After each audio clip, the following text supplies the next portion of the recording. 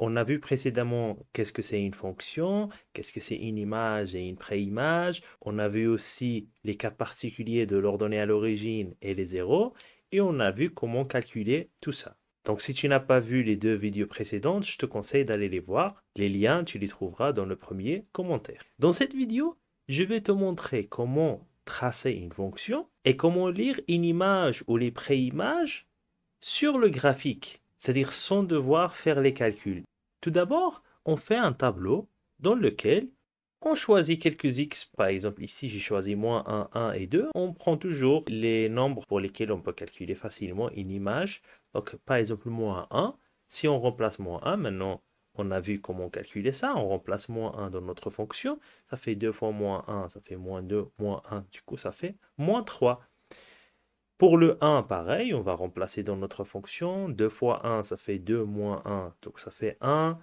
Et pour le 2, pareil, 2 fois 2, ça fait 4, moins 1, donc ça fait 3.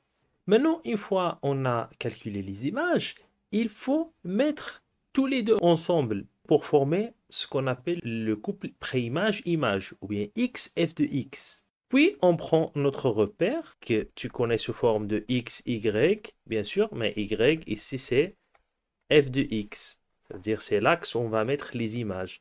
Donc, on commence à mettre chaque point. Donc, par exemple, le premier point, moins 1, moins 3.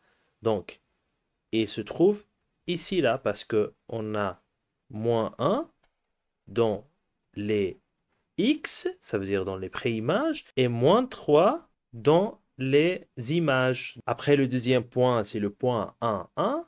Et le troisième point, c'est le point 2, 3. Il ne reste qu'à relier maintenant les points. Par exemple, dans ce cas-là, ça nous fait une droite. Maintenant, grâce au graphique, on peut déjà lire certaines informations. On a vu précédemment ce qu'on appelle l'ordonnée à l'origine. On a vu que c'était l'image de 0.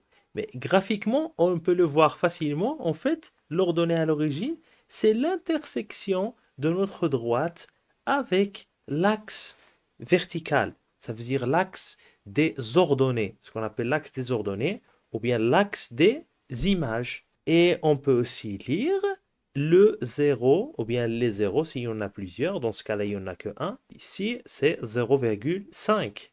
C'est 1 demi. Si tu avais bien suivi dans la vidéo précédente, c'était la même fonction. Quand on avait fait par calcul, on avait trouvé l'ordonnée à l'origine, c'est moins 1. Et le 0 de la fonction, c'était 1 demi, qui est égal à 0,5. Maintenant, je vais te montrer comment lire les images ou les préimages pour n'importe quel nombre. Donc, il faut bien sûr pas oublier que l'axe horizontal, c'est l'axe des x, et donc c'est l'axe des préimages. Et l'axe vertical, c'est l'axe des images, ça veut dire c'est l'axe des f de x. Donc, si par exemple, on te donne moins 1, la préimage moins 1, et on te dit, c'est quoi l'image de moins 1? Donc, imaginons, on n'a pas l'expression de la fonction, on n'a que le graphique.